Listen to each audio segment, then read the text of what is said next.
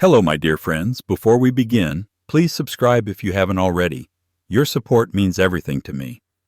What if I told you that the very thing holding you back from your dreams is not your lack of talent, resources, or opportunities, but a single emotion that has been quietly sabotaging your success? An emotion so powerful that it stops brilliant minds from pursuing groundbreaking ideas, talented artists from sharing their gifts with the world, and ambitious dreamers from taking the first step toward their goals. This emotion is the fear of failure. But here's the truth that will change everything. The most successful people in history didn't succeed because they never failed. They succeeded because they learned to transform their failures into fuel for their greatest comebacks.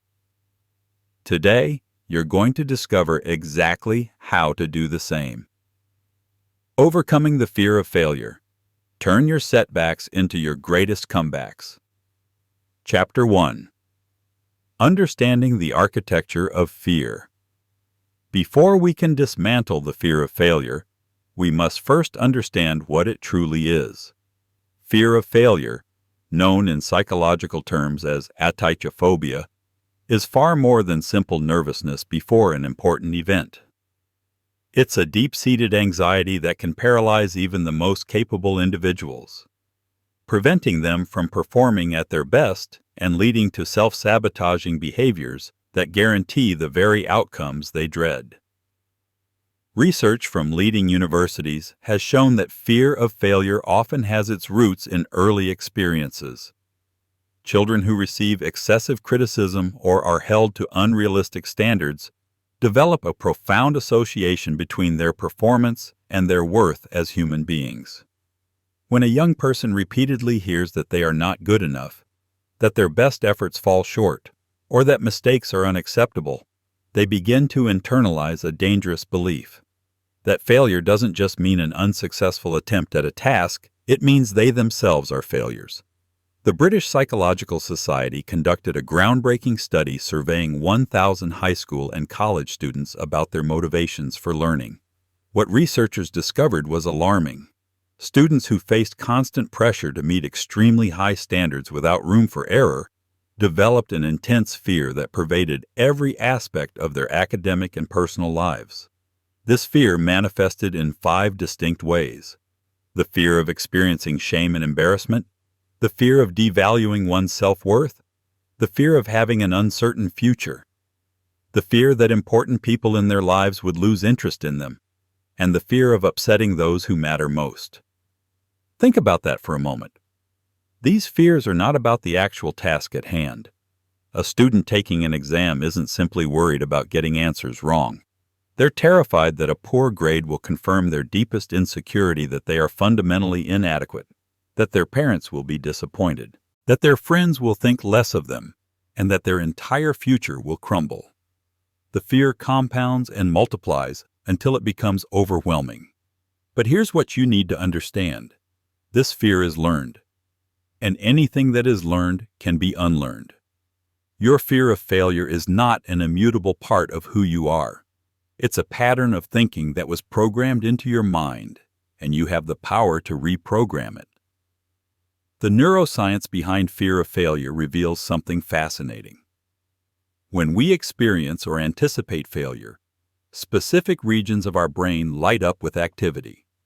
The amygdala, our brain's threat detection center, sounds the alarm.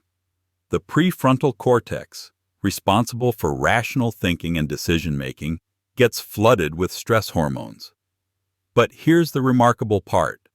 The brain also contains error-related negativity response systems, specialized neurons that identify mistakes and trigger reflection. These neurons exist not to punish us, but to help us learn and adapt. Your brain is literally wired to grow through failure. The problem isn't failure itself. The problem is when we allow fear to prevent us from engaging with challenges altogether, or when we let shame and self-criticism override the brain's natural learning processes. When we avoid situations where we might fail, we deny our brains the very experiences they need to develop resilience and mastery. Chapter 2. The hidden cost of playing it safe. Let me share something that might make you uncomfortable. Your comfort zone is not keeping you safe. It's keeping you stuck. Every day that you avoid taking risks because you might fail is a day that you guarantee you won't succeed. The irony of fear of failure is that it creates a self-fulfilling prophecy. When you're so afraid of failing that you don't try, you ensure that you'll never achieve the success you desire. Consider the person who dreams of starting their own business, but never takes the first step because they're terrified it might not work out. 10 years later, they're still dreaming, still planning, still waiting for the perfect moment when they feel completely confident and certain of success. That moment never comes. Why? Because confidence doesn't come before action. Confidence is built through action, especially through taking action despite fear and uncertainty. Or think about the aspiring writer who has a manuscript sitting in their drawer, too afraid to submit it to publishers because it might be rejected.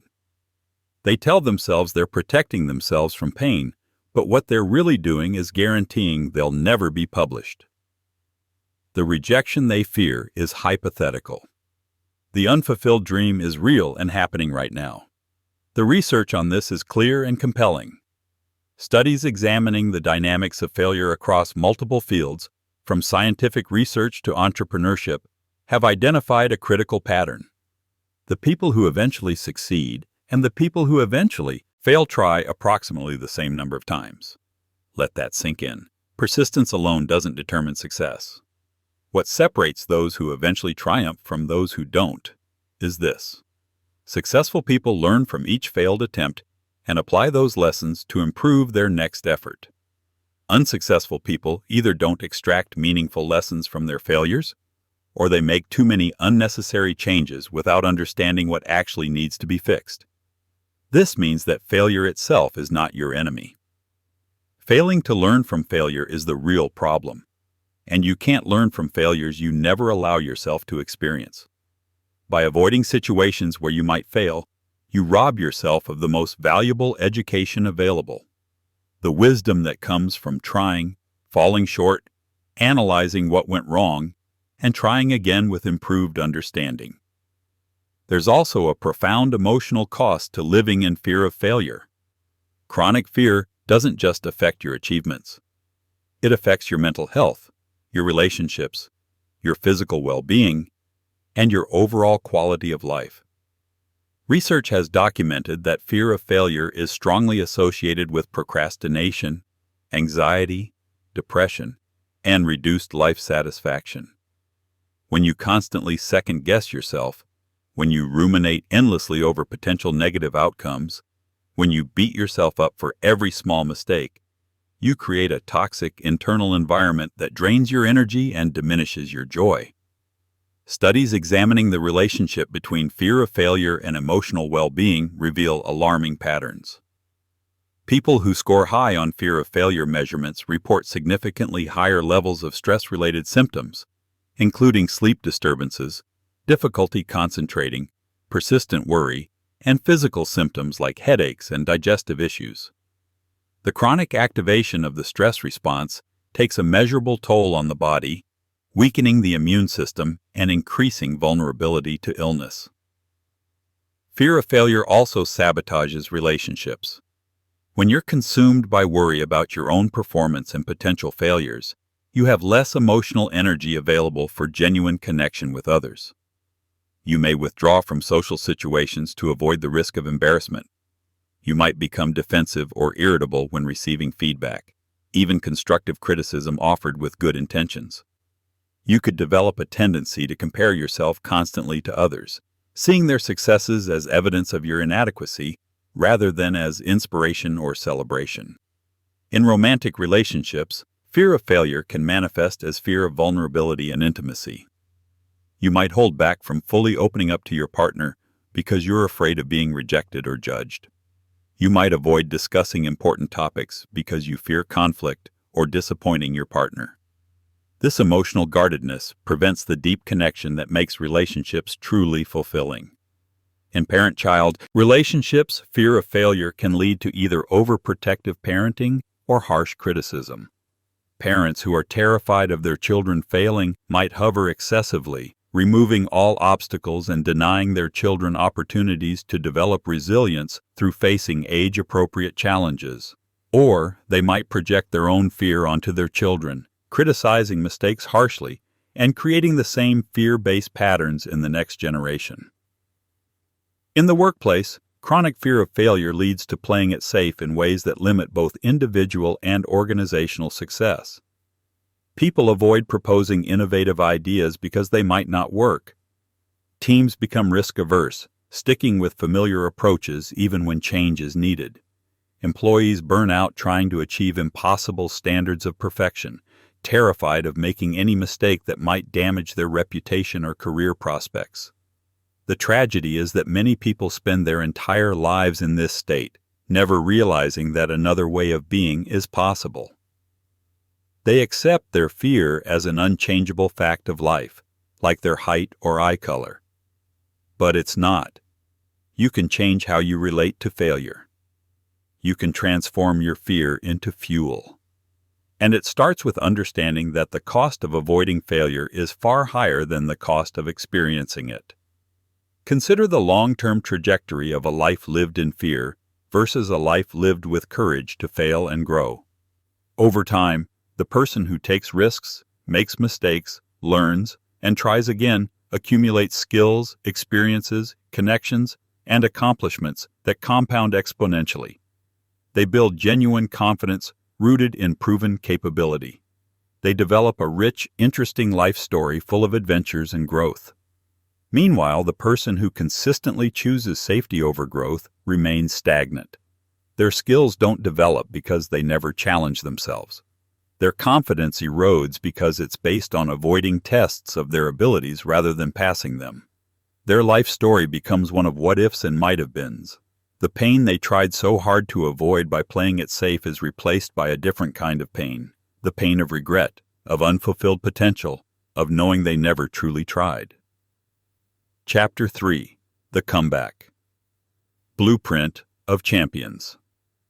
Now let's talk about the people who have mastered the art of turning setbacks into comebacks. These aren't superhuman beings with special abilities you don't possess. They're ordinary people who developed extraordinary resilience through practice and intentional mindset shifts. Take Thomas Edison, whose story has been told countless times but whose lesson remains profoundly relevant. When developing the electric light bulb, Edison conducted 10,000 experiments that didn't produce the result he wanted. 10,000. Most people would have quit after 10, convinced that success was impossible. But Edison famously said, "I have not failed. I've just found 10,000 ways that won't work." Do you see the difference? He didn't interpret unsuccessful experiments as evidence that he was a failure or that his goal was unattainable. He saw them as data collection, as necessary steps on the path to discovering what would work.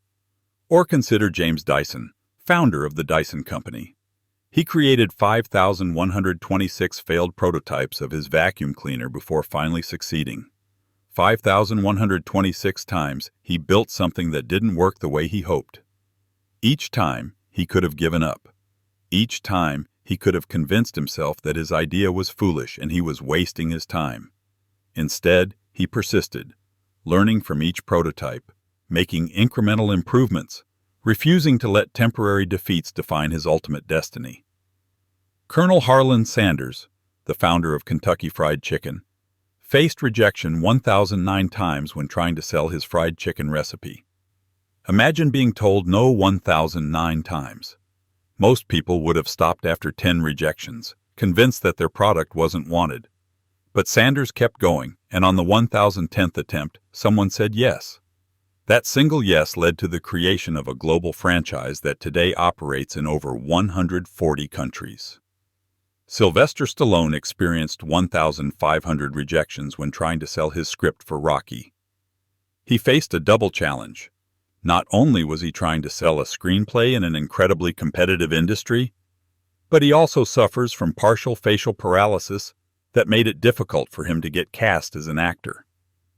The film industry is notoriously focused on appearance, and Stallone had physical characteristics that casting directors saw as liabilities. yet he refused to give up on his vision. Today, the Rocky franchise has grossed more than $1 billion and inspired millions of people around the world. J.K. Rowling was a single mother living on welfare, battling depression, when she wrote the first Harry Potter book. 12 publishers rejected her manuscript. 12 publishing houses looked at what would become one of the most successful book series in history and said no. What if she had accepted that 12th rejection as confirmation that her book wasn't good enough? What if she had let those setbacks convince her to abandon her dream? The world would have lost one of its most beloved stories, and Rowling would have lost her chance to transform not just her own life, but the lives of millions of readers. What all these comeback stories share is a common thread. These individuals developed what psychologists call a growth mindset. Professor Carol Dweck of Stanford University has conducted groundbreaking research demonstrating that people who believe their abilities can be developed through effort and learning consistently outperform those who believe their abilities are fixed and unchangeable. When you have a growth mindset, failure doesn't define you. It informs you. It becomes feedback rather than a verdict on your worth. Let me share more examples that illustrate this principle across different domains. Robert Downey Jr., one of Hollywood's highest-paid actors today, experienced a devastating fall from grace in the late 1990s. At the height of his early career success, he battled addiction that led to multiple arrests, jail time, and being unhireable in the film industry. Directors wouldn't touch him despite his obvious talent. He cycled in and out of rehabilitation programs, struggling to maintain sobriety. In 2001, he was arrested while walking barefoot in the middle of a street, clearly in crisis. But Downey made a decision that changed everything. He committed to recovery, not just as a temporary fix, but as a complete transformation of his life. He rebuilt his reputation one small step at a time, accepting minor roles, proving his reliability, and demonstrating through consistent action that he had changed. Today, he's the face of one of the most successful film franchises in history, earning tens of millions per film. His comeback didn't happen because he pretended his failures never occurred. It happened because he faced them, learned from them, and used them as motivation to become better. Consider the story of Oprah Winfrey, who was fired from her job as a television news anchor early in her career. The station told her she was unfit for television news. That devastating setback could have ended her media career before it truly began.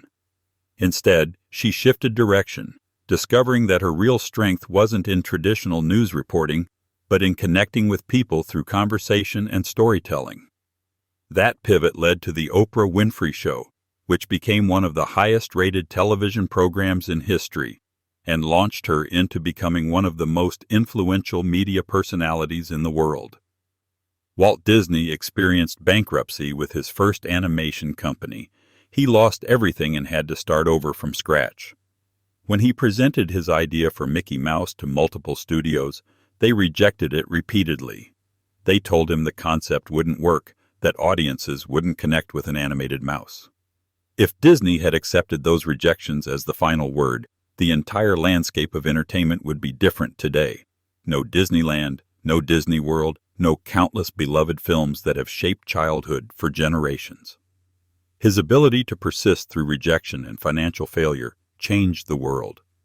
Steven Spielberg, now one of the most successful directors in film history, was rejected 3 times by the University of Southern California School of Cinematic Arts. 3 times.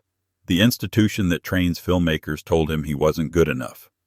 He attended a different school, dropped out to pursue directing, and eventually returned 35 years later to earn his degree. Those early rejections didn't limit his potential. They only delayed the recognition of abilities he already possessed.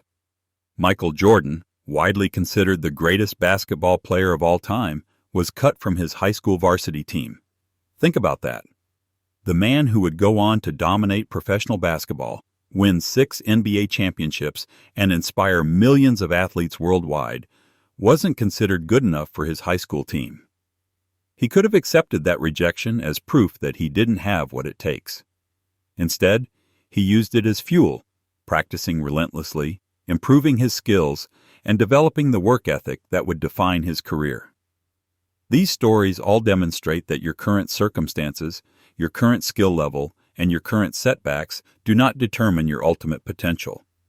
What determines your destiny is whether you're willing to learn from every experience, adapt your approach, and persist despite obstacles. Dweck's research team found that when students were taught about the brain's ability to grow and form new neural connections through effort, their grades improved dramatically, even during challenging school transitions that typically cause declining performance. The simple act of understanding that intelligence and skill are not fixed traits, but qualities that can be developed, changed how students approached difficulties. Instead of seeing a poor grade as proof that they weren't smart enough, they saw it as information about what they needed to learn next. This growth mindset is the foundation of every great comeback. It's the belief that setbacks are temporary, that effort leads to improvement, and that your current limitations do not define your future potential. When you adopt this mindset, failure loses its power to devastate you because you no longer see it as a reflection of your inherent worth. You see it as part of the process of growth. The research shows clear differences in how people with fixed mindsets versus growth mindsets approach challenges. When faced with a difficult task, those with fixed mindsets tend to give up quickly, avoid the challenge altogether, or become defensive and make excuses. They view effort as a sign that they lack natural ability. If something requires hard work, they conclude they must not be good at it. People with growth mindsets, conversely, see difficult tasks as opportunities to stretch their abilities. They understand that effort is what builds skill, not evidence of inadequacy. When they encounter obstacles, they problem solve rather than give up.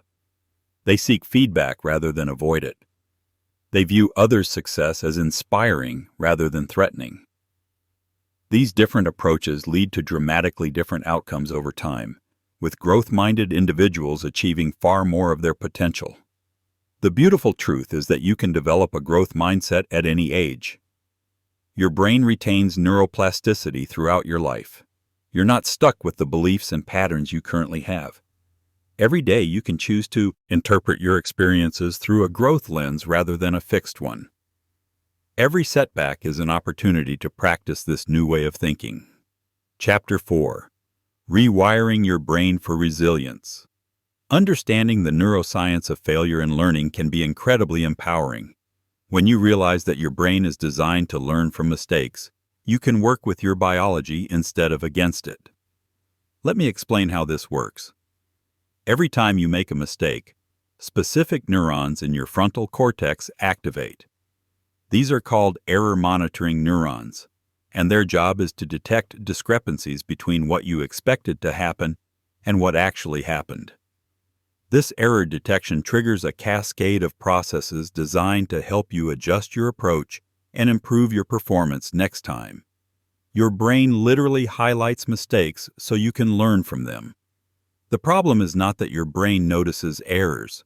The problem is when you layer harsh self-judgment and shame on top of the brain's natural learning process. Research in neuroplasticity has shown that the brain remains capable of forming new neural connections throughout your entire life.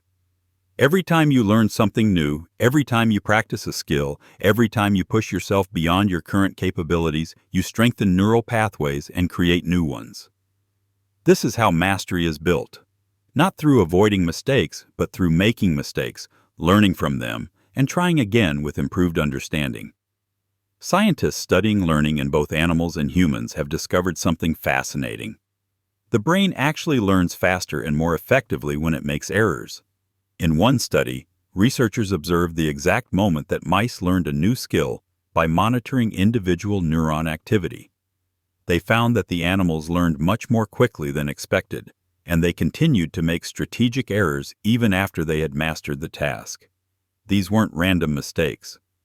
The mice were deliberately testing the boundaries of what they had learned, experimenting to gather more information and refine their understanding.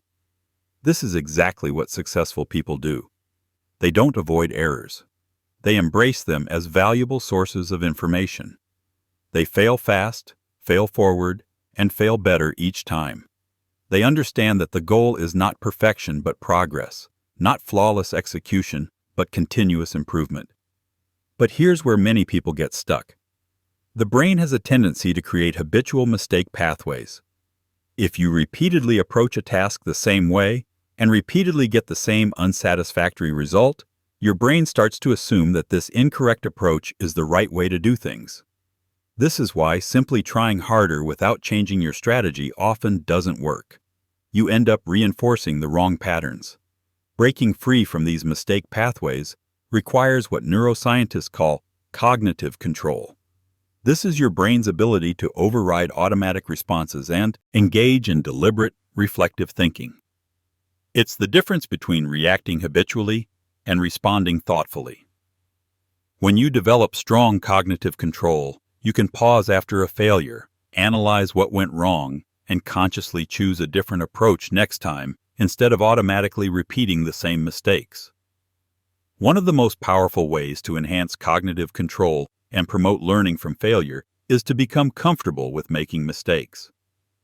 This might sound counterintuitive, but research shows that the more shame and anxiety you experience around failure, the less capable you are of learning from it. When you feel intense negative emotions about making mistakes, your brain goes into threat mode. The amygdala takes over, stress hormones flood your system, and your capacity for rational analysis and creative problem-solving diminishes dramatically.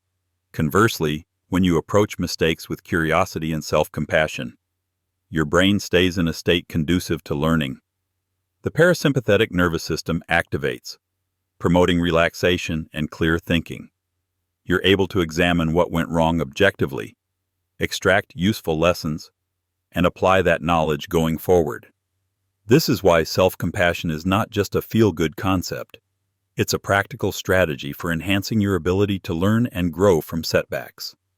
Dr. Kristen Neff, a leading researcher on self-compassion, has demonstrated through numerous studies that people who treat themselves with kindness and understanding in moments of failure recover more quickly, show greater resilience, and are more willing to try challenging new things. Her research reveals that self-compassion consists of 3 core elements: treating yourself with kindness rather than harsh self-criticism, recognizing that imperfection and struggle are part of the shared human experience rather than signs of personal inadequacy, and maintaining balanced awareness of your thoughts and feelings without becoming overwhelmed or suppressing them. When you practice self-compassion, you acknowledge that failure is painful, while also recognizing that it doesn't define your worth as a person. You speak to yourself the way you would speak to a good friend who is going through a difficult time, with encouragement and support rather than judgment and contempt. This doesn't mean you lower your standards or make excuses for poor performance. It means you separate your performance on a specific task from your value as a human being. The neuroscience supports this approach completely. Studies using brain imaging technology have shown that self-criticism activates the same neural networks as physical threats, triggering fight-or-flight responses. Self-compassion, on the other hand, activates neural networks associated with caregiving and soothing, promoting feelings of safety and security that allow for genuine reflection and growth. Chapter 5: Practical Strategies for Transforming Setbacks. Now let's move from understanding to action. Here are concrete, evidence-based strategies you can implement immediately to start transforming your relationship with failure and building resilience. First, reframe failure as data collection. When something doesn't work out the way you hoped, resist the urge to catastrophize or engage in harsh self-criticism. Instead, ask yourself, what information did this experience give me? What did I learn about what doesn't work? What could I try differently next time? This simple shift in perspective transforms failure from a devastating verdict into valuable feedback. Create what some experts call a failure resume. Document your setbacks alongside the lessons you extracted from each one. This practice serves multiple purposes. It helps you recognize patterns in your failures so you can identify areas that need attention. It reminds you that setbacks are temporary and survivable, and it demonstrates how much you've grown through adversity. When you're facing a new challenge and fear creeps in, reviewing your failure resume shows you concrete evidence that you've overcome difficulties before and emerged stronger. Practice the then what exercise.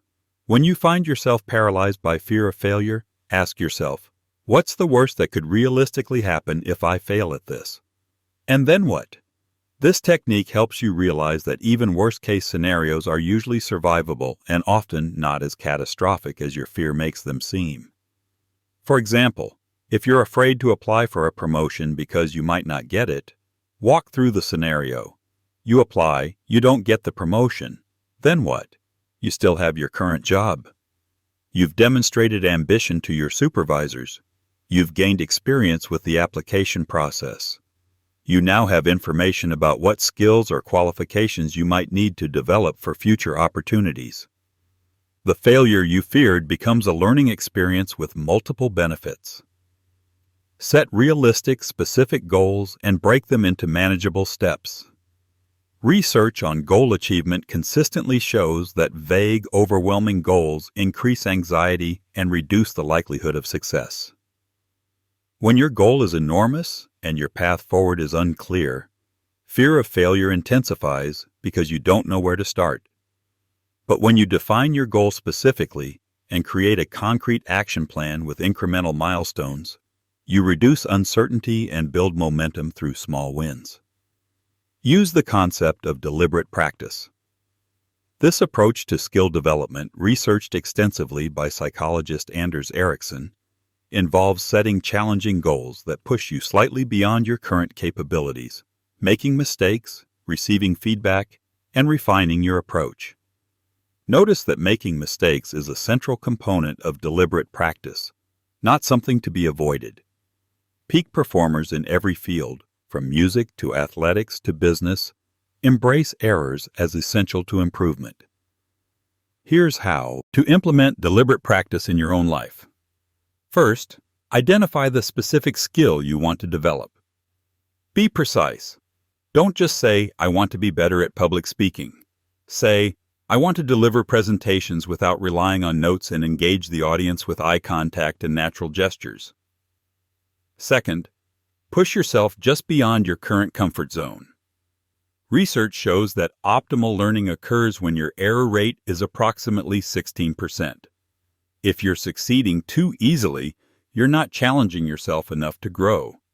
If you're failing most of the time, the task is too difficult and you need to break it into smaller steps. Third, seek immediate, specific feedback. This is crucial. Feedback tells you whether your adjustments are moving you in the right direction or whether you need to try something different. The faster you get quality feedback, the faster you improve. Fourth, practice with full concentration. Going through the motions mindlessly doesn't create growth. You need focused attention on what you're doing, how it's working, and what you need to adjust. Finally, be patient with the process. Mastery takes time. Studies of elite performers across domains show that achieving world-class expertise typically requires approximately 10,000 hours of deliberate practice.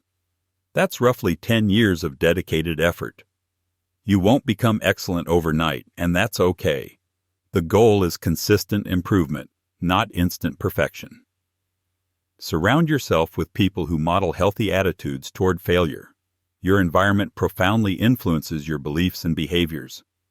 If you're constantly around people who catastrophize setbacks, avoid challenges, and engage in harsh self-criticism, you'll absorb those patterns. But if you spend time with people who view failures as learning opportunities, who share their mistakes openly, and who support each other through difficulties, you'll develop more resilient attitudes yourself. Consider joining communities of practice where people are working toward similar goals. Whether it's an entrepreneurship group, a writing workshop, an athletic training team, or an online forum for your field of interest, surrounding yourself with others who are also embracing challenges and learning from setbacks normalizes the struggle and provides valuable support. Be intentional about who you spend time with and what media you consume. If your social media feed is full of people showcasing only their successes and hiding their failures, you're absorbing an unrealistic and damaging narrative. Seek out people who share their full journey, including the setbacks and the lessons learned. Read biographies of successful people that honestly portray their struggles. Listen to podcasts where entrepreneurs and creatives discuss their failures as openly as their successes. Develop a regular mindfulness practice. Mindfulness, the practice of maintaining present moment awareness without judgment, has been shown in numerous studies to reduce anxiety, enhance emotional regulation, and improve decision-making.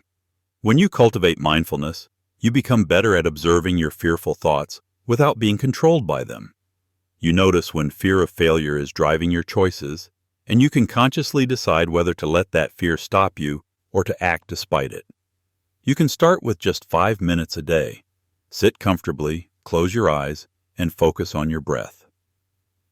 When your mind wanders to fears about the future or regrets about the past, gently bring your attention back to the present moment. Notice your thoughts without judging them as good or bad. Observe your emotions without trying to change them. This practice trains your brain to be less reactive to fear and more capable of responding thoughtfully to challenges. Research has shown that regular mindfulness meditation literally changes your brain structure. It increases gray matter density in regions associated with emotional regulation and decreases activity in the amygdala, the fear center of the brain. People who meditate regularly report lower levels of anxiety, greater emotional stability, and improved ability to cope with stress. These aren't just subjective feelings. Brain scans confirm the physiological changes. You can also practice informal mindfulness throughout your day. When you're eating, really taste your food instead of eating mindlessly. When you're walking, notice the sensations in your body and the environment around you. When you're in conversation, truly listen instead of planning what you'll say next. These moments of present awareness accumulate to create greater overall mindfulness and resilience. Chapter 6. The Role of Action in Conquering Fear. Here's a truth that might surprise you. You don't need to eliminate your fear of failure before you take action. In fact, waiting until you feel completely confident and unafraid is a recipe for permanent paralysis. Fear and action can coexist. Courage is not the absence of fear. Courage is feeling the fear and moving forward anyway. Think about professional athletes at the highest levels of competition. They still experience pre-game nerves. They still feel pressure and anxiety before crucial moments. But they've learned through thousands of hours of practice that they can perform well even while feeling afraid. They don't wait for the fear to disappear. They acknowledge it and compete anyway. The same principle applies to any area of life where you want to grow. You start the business while feeling uncertain about whether it will succeed. You have the difficult conversation while your heart is pounding. You submit your creative work while fearing rejection. You ask for what you want while worrying about hearing no. Action in the presence of fear is how you build genuine confidence. Research on exposure therapy demonstrates this powerfully.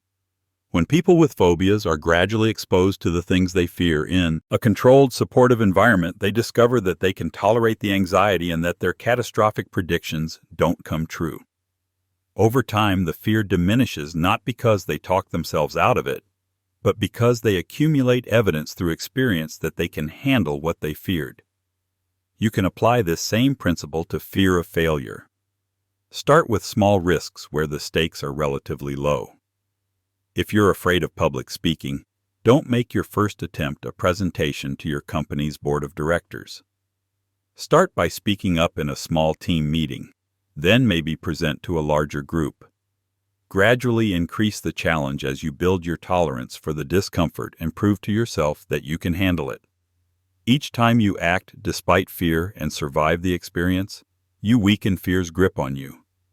You're training your brain to recognize that fear is not an accurate predictor of actual danger or inability.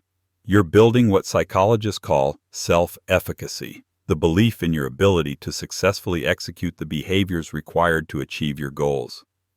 Self-efficacy doesn't come from positive affirmations or pep talks. It comes from actual experiences of successfully managing challenges. This is why the most transformative thing you can do is to commit to taking imperfect action. Don't wait until your plan is flawless. Don't wait until you've eliminated all uncertainty.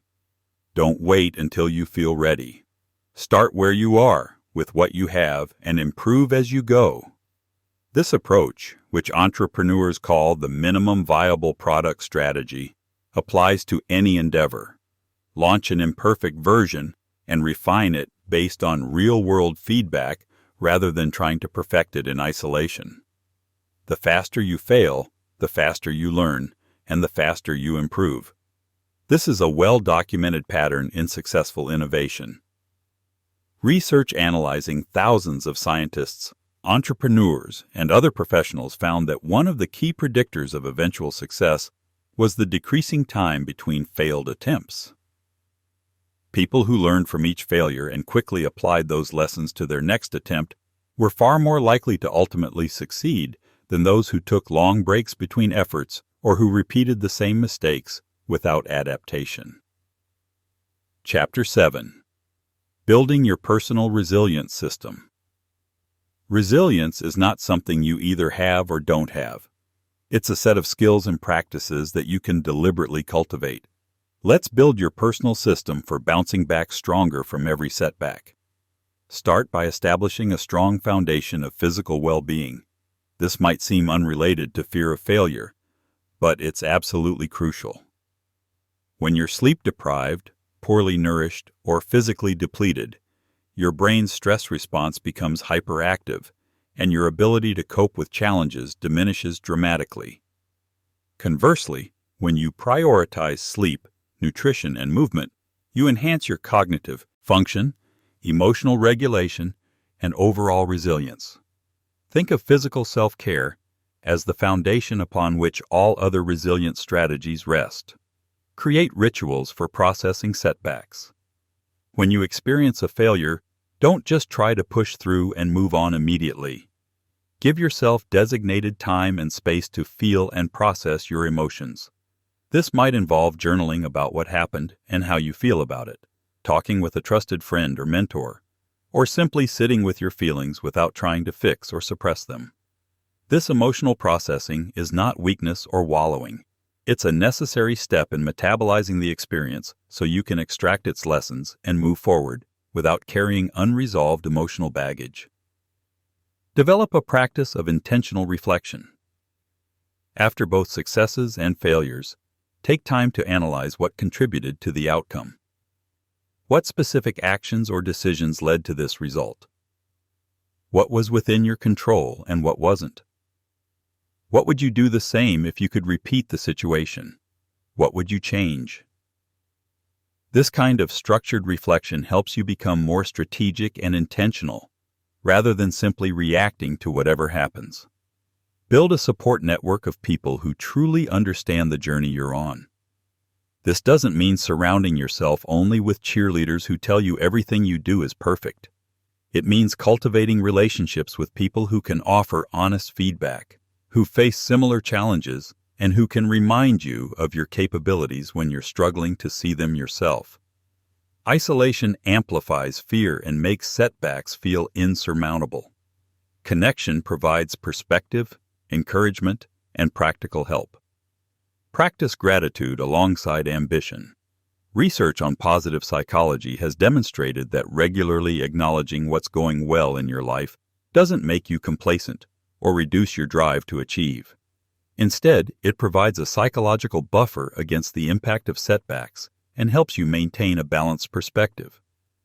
When you experience a failure in one area, you can remind yourself of the many things in your life that are going well, preventing the failure from coloring your entire self-perception.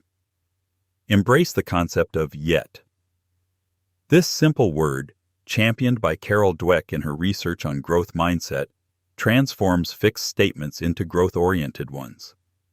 Instead of saying, "I can't do this," say, "I can't do this yet." Instead of, "I'm not good at public speaking," say, "I'm not good at public speaking yet." This linguistic shift reminds you that your current state is not your permanent state. It opens the door to growth and learning. Chapter 8. Your comeback starts now. You've learned the psychology behind fear of failure and how it develops. You've discovered the neuroscience of learning and how your brain is designed to grow through challenges. You've studied the comeback stories of people who transformed devastating setbacks into remarkable successes.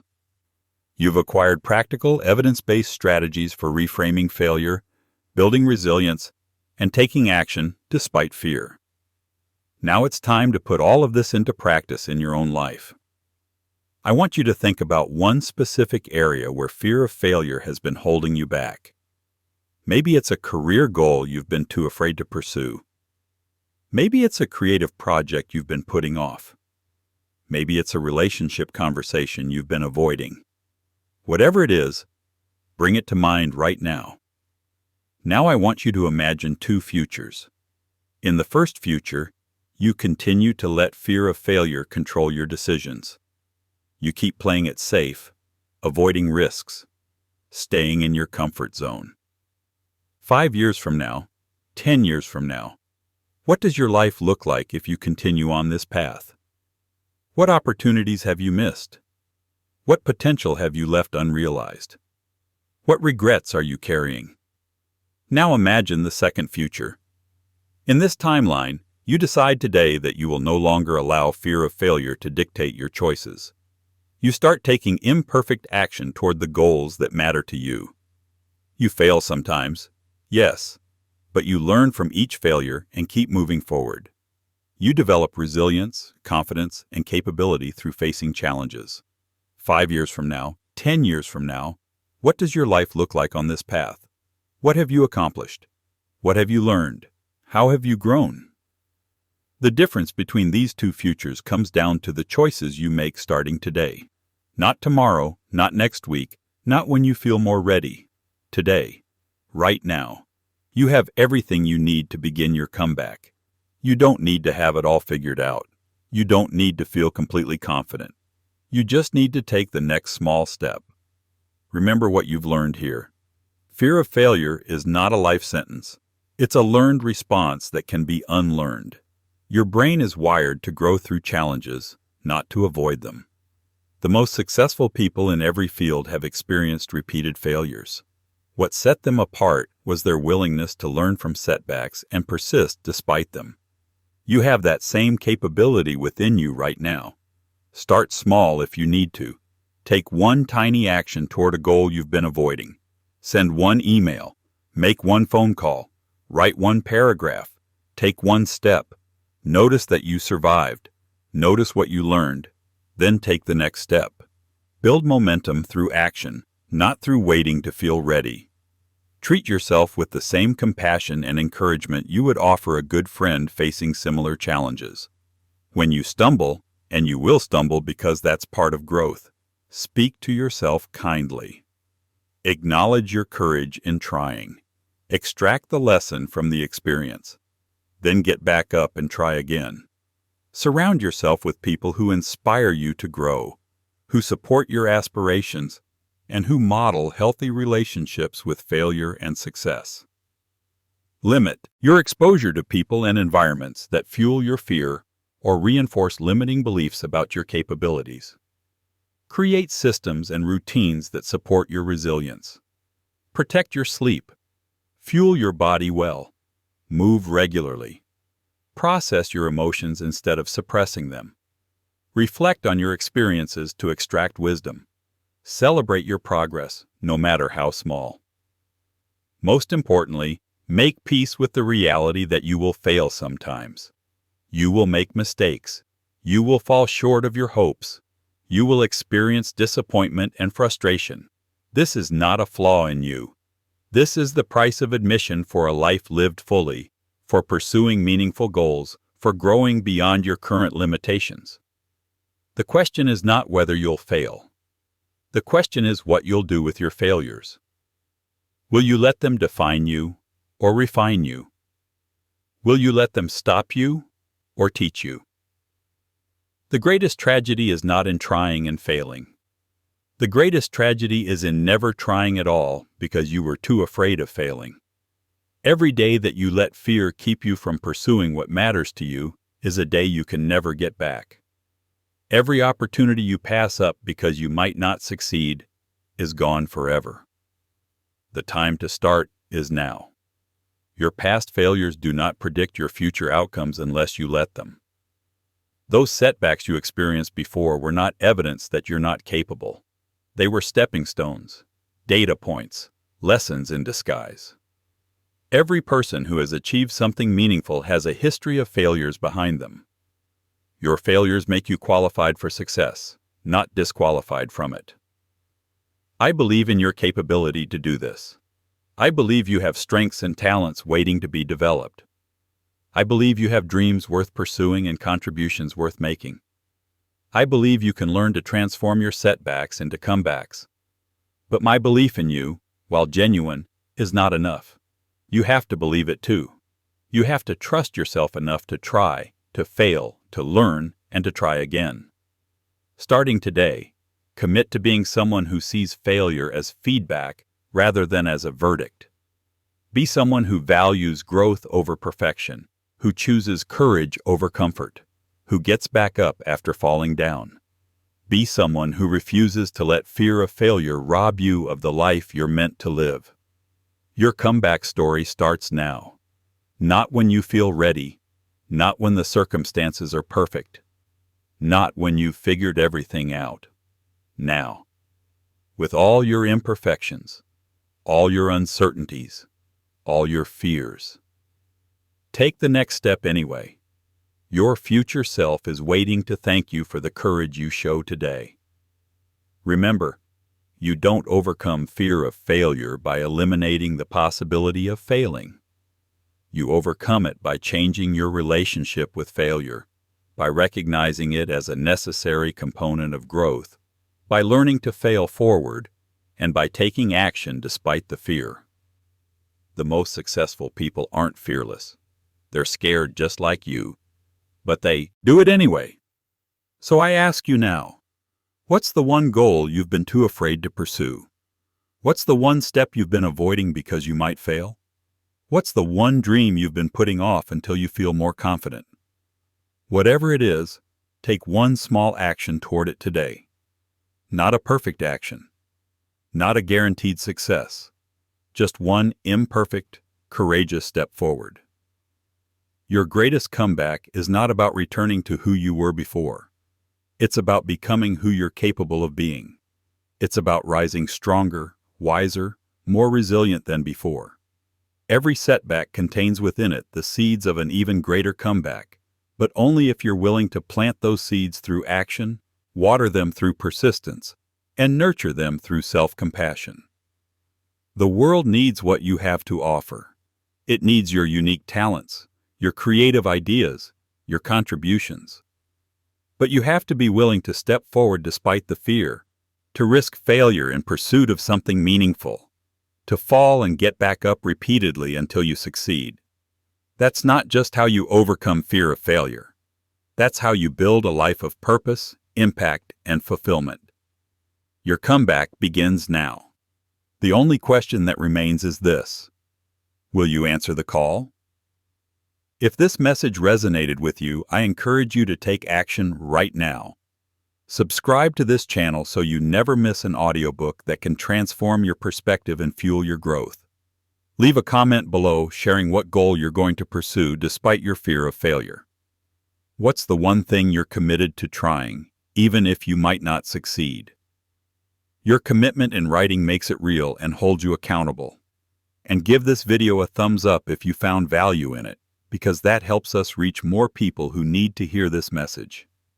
Remember, every person who has ever achieved something remarkable started exactly where you are now. Uncertain, afraid, but willing to try anyway. Your comeback story is waiting to be written. Make today the first page. Thank you for listening, and I'll see you in the next audiobook, where we'll continue this journey of personal growth and transformation together.